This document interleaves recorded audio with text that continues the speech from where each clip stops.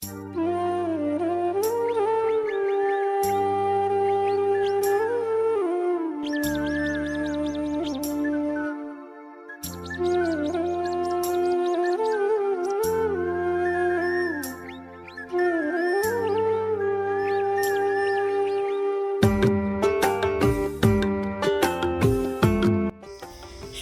বন্ধুরা, যে যেখান থেকে দেখছো আশা করছি সবাই সুস্থ আছো ও ভালো আছো।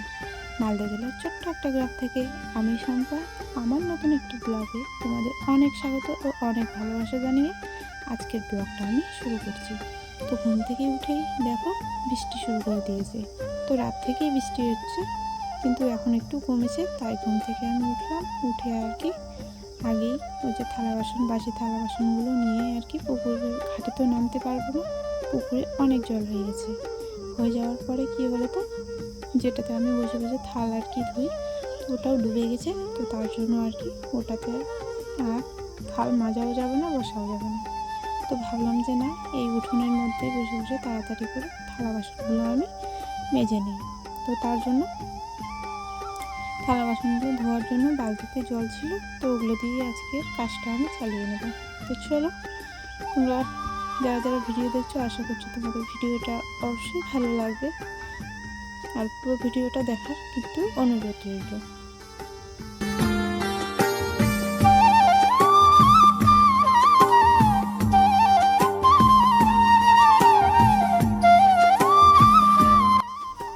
আর পুকুরটা তো ভরেছে, আর জানো একটা বড় গাছ মানে ঝড়ে আর কি ভেঙে পড়ে গেছে, পুকুরের মধ্যে সেটা পড়েছে। তো তোমাদের সাথে সেটা শেয়ার করা হয়নি, তো ওই ভিডিওটা আমি কালকে দেব।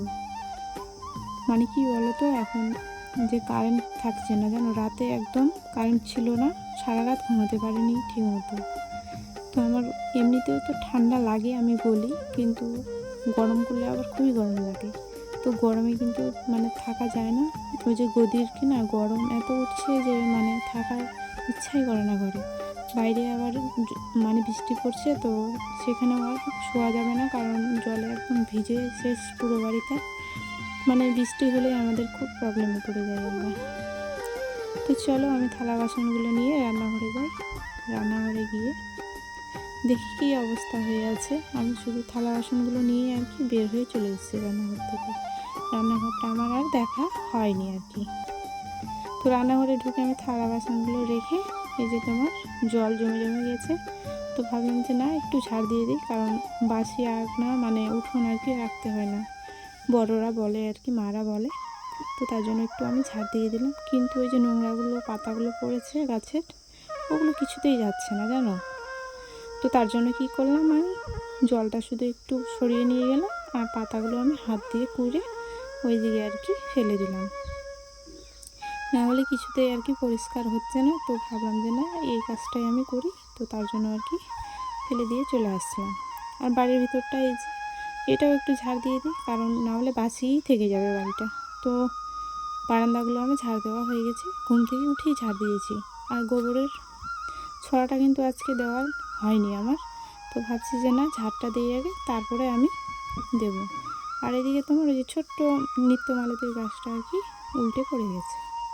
তো এমন ঝড় বাতাস হয়েছে জানো আমাদের এদিকে, যে গাছপালা সব পড়ে যাচ্ছে, বাড়িঘরও ভেঙে যাচ্ছে জানো। তো তার জন্য এই যে গাছটাকে আমি রাখা আর কি অনেক চেষ্টা করে আর কি পারলাম। তো আমার শরীরে হয়তো সেরকম শক্তিও নেই, আমি নিজে দুর্বল খুব ভাবি। তো গাছটাকে আমি ঠিক করে এসে আর কি বাইরের এই যে যেটা পুকুর পাড়ের আর কি উঠোন, সেটাও একটু ঝাড় দিয়ে দিলাম। আর ওখানে একটু থালা বাসনগুলো ধুয়েছি, তো নোংরা হয়েছিল, তো ওটাও ঝাড় দিয়ে ছাটাটা ধুয়ে আমি রেখে দেবো। আর চলো, আমি গোবর ছড়াটা দেওয়ার আমি ভুলে গেছিলাম, তো চলো ওটাও আমি দিয়ে দিই। তো এই যে বাড়ির ভিতরটা আমি দিলাম, দেওয়ার পরে আমি আবার বাইরের উঠোনটাতে আর কি দিয়ে দেবো। তো বাইরের উঠোনের মানে গোবর দেওয়াটা মানে কোনোদিনও আমি শেয়ার করিনি তোমাদের সাথে।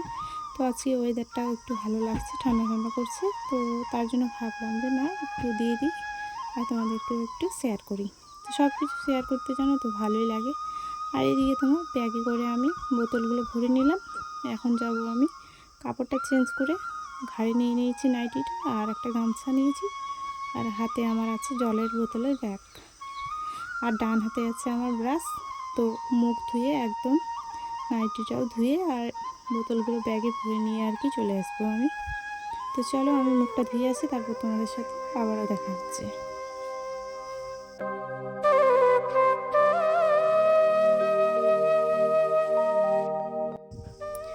তো আমি জল নিয়ে যে চলে আসলাম, তো খালি পায়েই বেড়াচ্ছি, কারণ জুতো পরতে আমার একদমই ভালো লাগে না।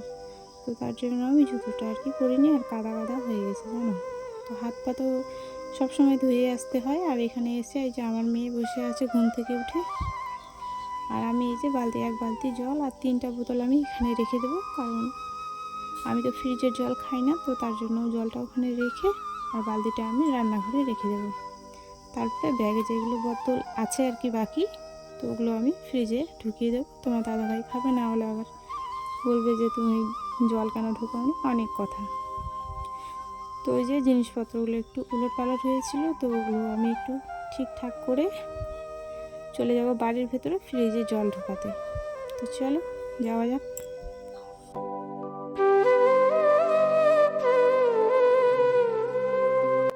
এদিকে তোমার দাদাভাই দাঁড়িয়েছিল আর আমি জলগুলো নিয়ে চলে আসলাম ফ্রিজে। তো ফ্রিজে আমি ঢুকিয়ে দেবো। ঢুকিয়ে দেওয়ার পরে আরও অনেক কাজ বাকি আছে। তো চলো ফ্রিজে আমি ঢুকিয়ে দিই, তারপর তোমাদের সাথে আরও দেখা হবে। আর যারা আমার চ্যানেলে নতুন বন্ধুরা আছো, তো তোমাদের অনেক অনেক অনেক স্বাগত জানাই আর অনেক ভালোবাসা জানাই। আর আমার যদি ভিডিওগুলো একটু ভালো লাগে তোমাদের, তাহলে আমার চ্যানেলটাকে সাবস্ক্রাইব করে আমার পাশে থেকো। আর এইদিকে দেখো, এখন কিন্তু দুপুর, ঠিক আছে, স্নান করে চলে এসেছি। তারপরে একটু আমি ফুল আর জল আর কি দিয়ে দেবো।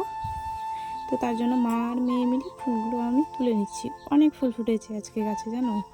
ফুল ফুটলে আমার খুব যেন আনন্দ আনন্দ লাগে। তো দেখো ফুলগুলো কি সুন্দর লাগছে দেখতে। তো চলো এখানে আমি ঠাকুরকে আর কি জল সেবা দেবো। তো চলো আজকের ভিডিওটা আমি এখানেই শেষ করব। ভিডিওটা কেমন হয়েছে অবশ্যই কমেন্ট করে আমাকে জানিও। আর আমি আশা করব তোমরা সবাই সুস্থ থাকো ও ভালো থাকো, এটাই আমি চাইবো তোমাদের কাছ থেকে। তো চলো এদিকে তোমার এই যে ফুল আর ধূপকাঠি একটু ধরিয়ে দিলাম। আর এদিকে তোমার আচারগুলো রাখা আছে তোমাদের, তো দেখিয়েছি আমি।